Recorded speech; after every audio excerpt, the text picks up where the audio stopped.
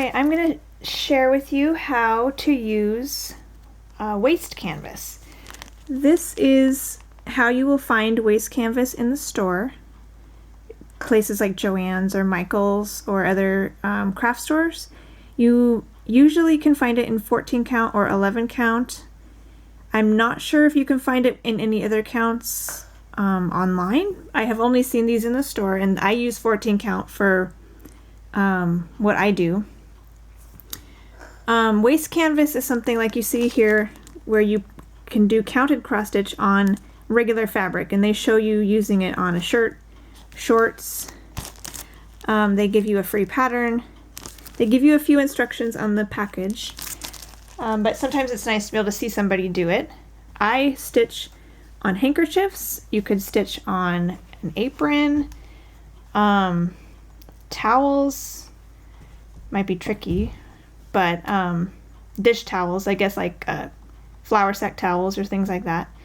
I cut the first step is you need to cut the waste canvas to the size of your design. My design is 16 by 16, so it's really tiny, and I've already cut my canvas, and I only cut my canvas one square bigger than the design on each side. So this is an 18 by 18 square. It's very small, and I have been doing this for a long time, so I don't need a lot of grace around the edge. When we're done, we'll be grabbing these strings and pulling them out from underneath of our stitching, and I'll show you that at the end. And so if it's the first time you've ever done this, feel free to give yourself 2, 3, 4, 5 extra stitches around each side of your design so you have something to pull on to take it out at the end. I'm pretty dexterous with my tweezers, so I only leave one square around each side just because it's economical, because it's just going to get thrown away. But definitely maybe up to 5 stitches on each side of your pattern design area in order to have some room to pull these threads out when you're done stitching. So what I like to do, sometimes the waste canvas will be a little wonky and it will be not a perfect grid, not perfectly straight, so I like to iron it. And if it's got any adjusting to do, you can kind of tug it a little bit when it's hot and make sure that it's like a true square. And just to make sure that's ready, I also will iron my fabric.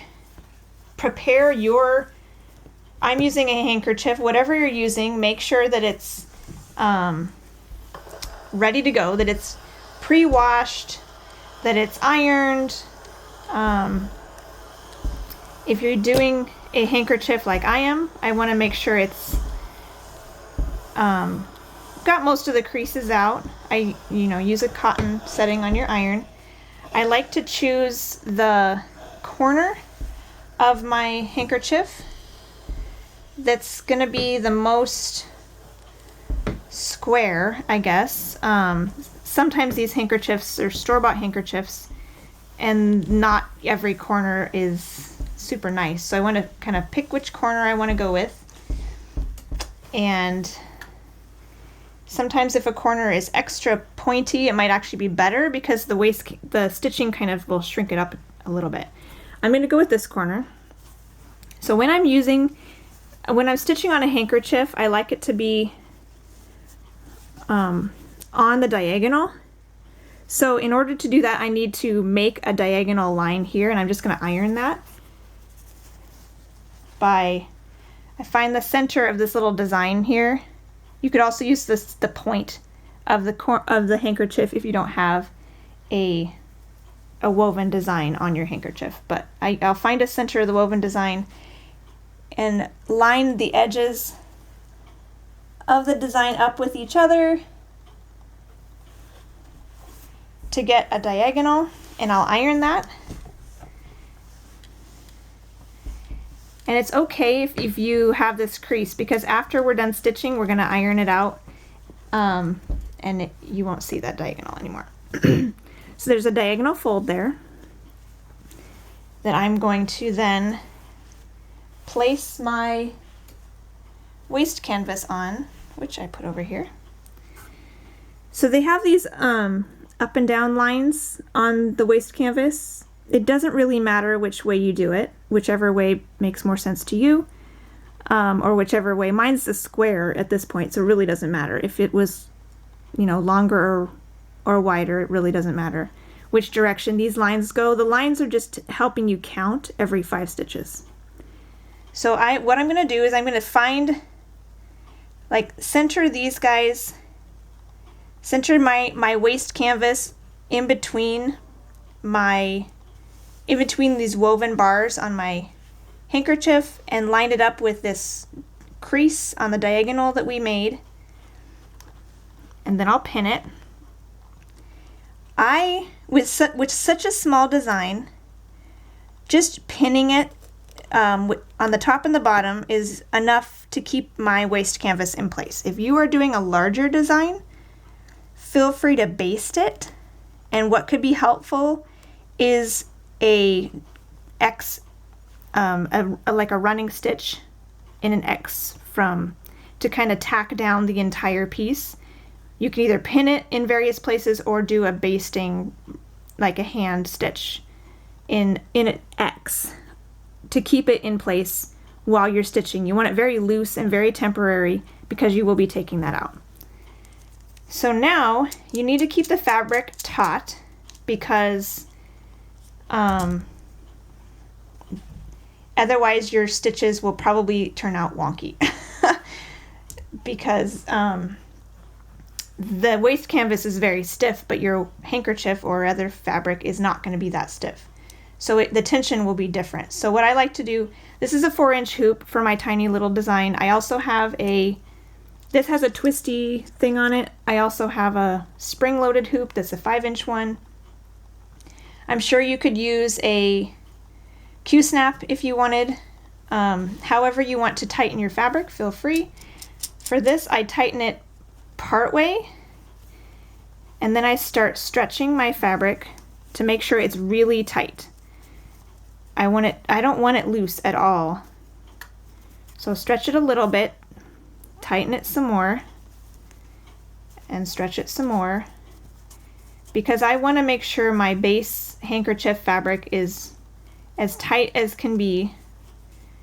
It really helps when you're done stitching and you take it out, it kind of shrinks up just a little bit, and so that your stitches look tighter and nicer. They're not as X-y, they look a little bit more condensed. So I really like to make sure this is tight first, and I think that's pretty good.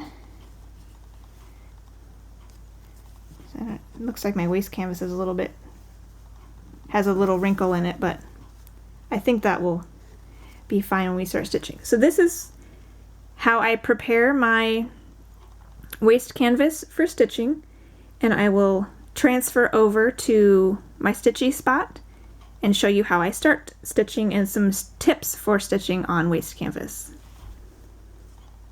Okay, here we are ready to start stitching on waist canvas. We've prepared our fabric, placed our waist canvas, and put it in a hoop or whatever other tension device you have to make sure the base fabric is really tight and the waist canvas is on there smooth. There's no bubbles in the base fabric at all underneath there.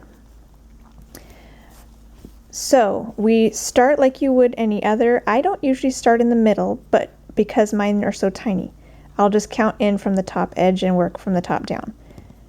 But if you have a bigger design and you have made your basting X, that is an easy way to find the middle, and you can count from that spot, or you can count over from the top, from whatever corner you're comfortable with. I'm going to count over from the top, and my pattern 1, 2, 3, 4, 5, 6. This is 6th stitch over, and I have my edge stitches that need to be blank. So 1, 2, 3, 4, 5, 6. This is where I need to start. So I'm going to come up in the bottom left hole. As you'll see, the grain of the waist canvas has 2 threads in between each square. There's some big holes and tiny little holes. 2 threads in each direction, up and down and sideways.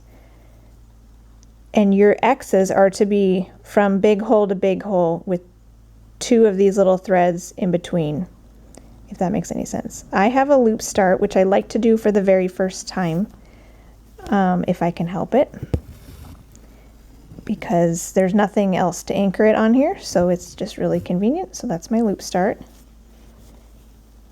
And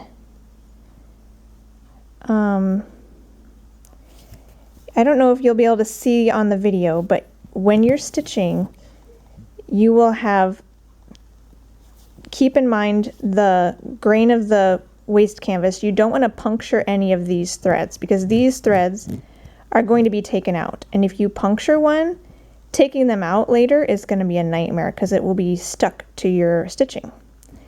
Oops.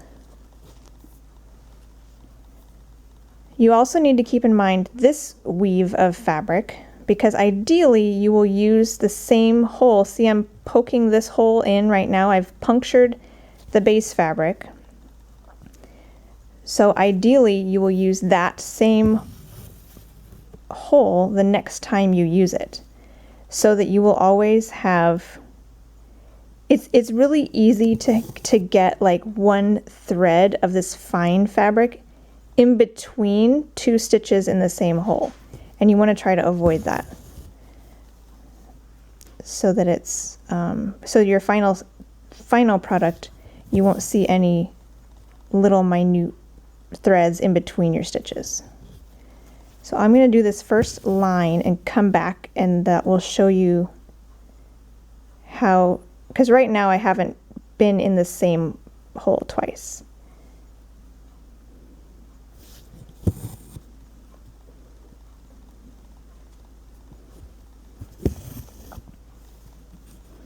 There's going to be 6, so 1 more on this top row.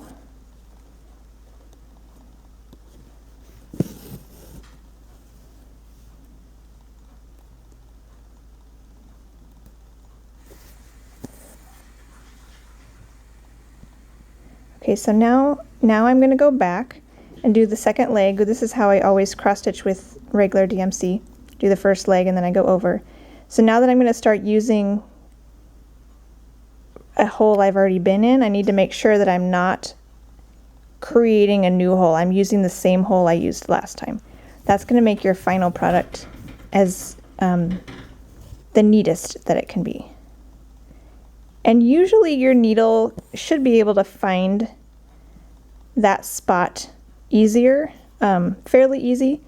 I believe this is a 26, 24, something a little bit, the larger size is probably helpful in this regard, because you can, with the blunt tapestry end of your needle, you shouldn't make accidental new holes. Your blunt tapestry needle should automatically find the previously made hole.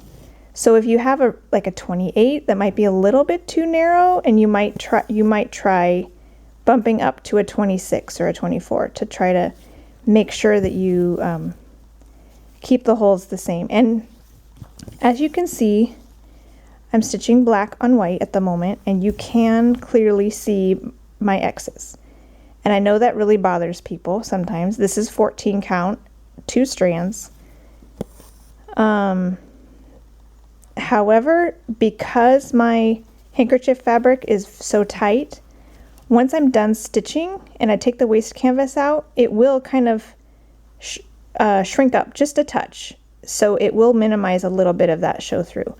And it looks cute, it looks nice. So there's really not, I'm not worried about that. It does look a little more Xy than I might like on a regular pattern at this stage, but after the fact, it does tend to look a little bit better, and you'll see that later. As I stitch, I'll just do a little bit more here for you. As I stitch and get closer and closer to the first pin, oh, this is something I wanted to just share with you. When you're stitching around the edge, to try to keep your back as neat as possible, try to like contain your threads as much as possible. Don't run your threads along blank spaces. Just be mindful of your back more than you might normally. So just make sure you're being mindful of your back, since on many items your back will be showing. Like on a handkerchief, I just leave my back free. If it's something like a sweatshirt, you could probably put some fusible interfacing behind it to protect it, because it will be worn and washed and whatnot. But on something like this, I want to make sure my back is neat, that all the threads are thoroughly tucked in, and there's not a lot of trailing threads that are going to get snagged or whatnot. So be mindful of that. Also, what I was going to say, as we get closer to the pin, the pin is here just to keep the waist canvas in place. So once I've been stitching nearby, I can take the pin out, and I'm not going to worry about this moving, because the stitches are now securing it to the fabric. And when I get farther down, then I can take this one out too. I still want to leave this one in for a little while, because I don't want it to shift and make things no longer square. I want it, because I could maybe take this one out and it would shift just a touch, and then the whole picture would look a little bit wonky. So I want to make sure that that other pin or pins stay in place until I get a little bit closer to them too. So I think that's all I would like to say for this part. I think just make sure that you have, when you center your waist canvas where you want it, make sure you're allowing for that extra margin that you built in when you cut it. So like this corner is past my woven area, but I'm not going to be stitching in that corner, because that's for sure my margin. So that's okay. If you had a 4-stitch margin, you can overlap, all the way down to this corner, and you could have waist canvas way deep in here, just as long as you know your actual stitch is where you want it. So just center this piece, knowing where your stitching is going to be, and secure it to your fabric. And when you're counting in, to allow for that when you're counting in from the edge too. If you count from the center, you don't have to worry about it, but when you're counting in from the edge, make sure you're allowing for the proper amount of margin so that you're centered where you want it to be. And I think that's it for this portion. I will come back when I am finished stitching, and I will show you how to take the waist canvas out. So I've finished my stitching. So here it is. It's all done. And I would recommend that you leave your hoop or your frame or Q-snap taut until you're completely done finished stitching with your design on the waist canvas, because that if you take it off and then try to redo it, you could probably mess with the way that the base fabric is sitting underneath the waist canvas, and it could make it crooked or create some ripples in it once you start stitching again. So I would recommend leaving the hoop on until after you're done stitching. So now that I'm done stitching, I can remove the hoop. And now it comes time to take out the waist canvas, because now we have the stitching on the handkerchief, but there's still this stuff underneath, which we don't want to keep. So how we do that is we run it under the tap water and blot it dry. And I will attempt to show that to you, but if not, that's what I'm doing. I'm just going to run it under the tap water, cold water, and then pat it dry between 2 towels. And then I'll come back and show you what's next. So I'm running it under some water. And I like to kind of squish it a little bit just to make sure that all the water gets through the stitching. I just drape it over a towel and then fold up the towel and just kind of pat it so that it's nice and flat, fairly flat still. So it's not dripping, but it is damp. That's the idea. You can kind of see there where the water stops. So just the area here is what needs to be wet. Okay, now we're ready to remove the waste canvas. We've got it wet. And I use just a regular tweezers that you would find in like the beauty section of the drugstore or Walmart, Target, places like that, a big box store. I like to start with the extra margin stitches first, just to get those out of the way. And it's usually easiest to do one at a time.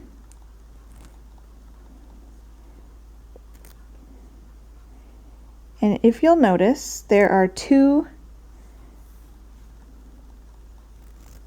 ones on the edge, you can do 2 at a time sometimes. There are 2 little strings, hopefully you can see that, 2 little strings for each stitch. But you do want to take out 1 string at a time, or else it will be hard. They don't like to come out 1 at a time. And oftentimes they don't like to come out 2 at a time. It's easier to take them out 1 at a time. So you isolate 1 string, preferably one that's got a lot of extra space on it.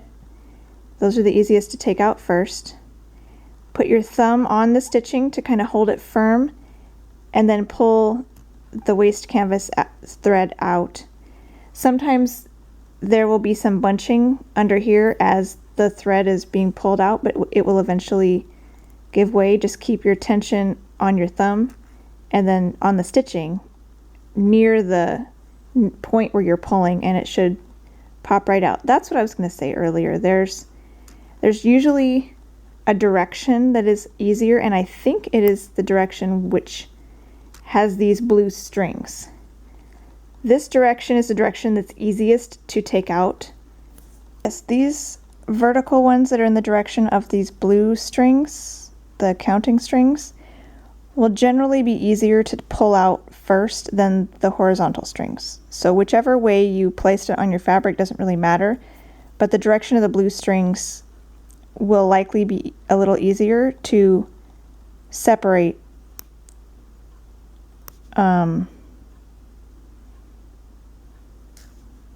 sooner. If you tried these ones, it will still work, but it's a little tougher. See, it's like it doesn't want to come. So probably start with those vertical ones, and they come out a lot easier. And this is where your extra margin would come in handy if you're new at this, or if you need a little extra gripping help to be able to grip with your tweezers, because see right here there's just this tiny little bit, and for me I'm used to this and I've done it a lot, and I am fairly good with my eyesight and my dexterity with the tweezers. So yeah, definitely leave more stitches around the edge of your design when you're cutting your waste canvas if you think you would benefit from a little bit more room to grip with the tweezers at this point. And it doesn't take that long once you get started. Try to do this all in one sitting if you can, so you don't have to re-wet your fabric. The other thing I like about wetting the fabric is, which you have to do anyways, but a perk of that is that any diagonal that you've ironed into the fabric, or hoop marks or wrinkles from stitching get easily ironed away right after this because it's wet. And the moisture helps the iron do its thing even better. So here we are, I'm almost done. And this whole time I've been keeping the tension pretty taut, or pretty firm, not tension really, but pressure. I've been keeping the pressure on my thumb and the fingers behind it to kind of squeeze the stitching as I pull out each of the strings.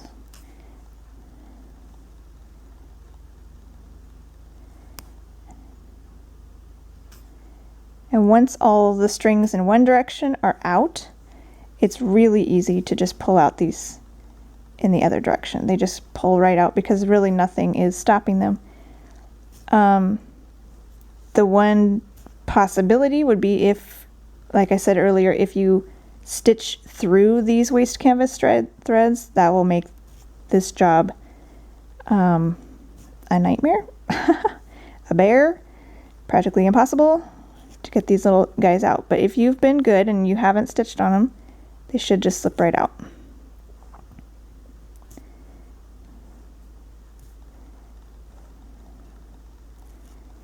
All right, so there we are. We have our counted stitching on a handkerchief. And here I'll show you the back as well, where I've been conscious of making sure any tails and thread runs are neatly tucked away so that they don't get caught on anything.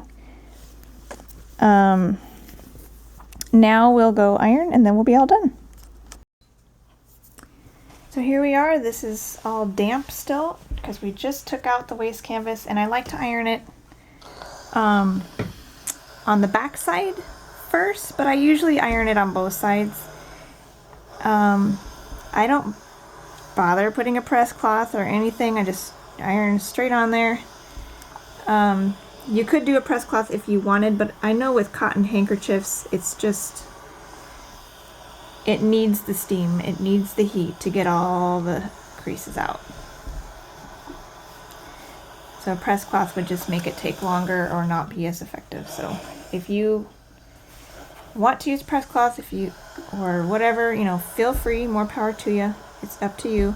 I think if you iron stitches, they might flatten out a bit, but if you're putting your stitches on something wearable or usable, I don't see the need to be particularly precious with your stitches in the first place, since it's going to be touched. There's no need to be super precious with the stitches since it's going to be used, it's going to be worn or whatnot. So anyways, I don't mind ironing my stitches. If it bothers you, use a press cloth. No biggie. So we are done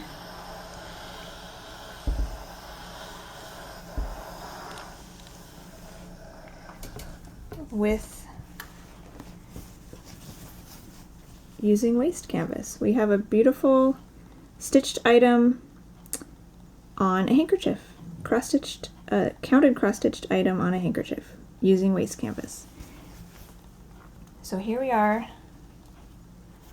I'll fold this up, and there's Super Mario, the Super Mushroom, and Fire Flower that I did yesterday for a customer. So there they are. And if you have any questions, feel free to ask. If I didn't cover something, feel free to leave a comment below. So I hope I covered everything. I hope that was helpful for you if you were curious of how to use waste canvas. Until next time, happy stitching!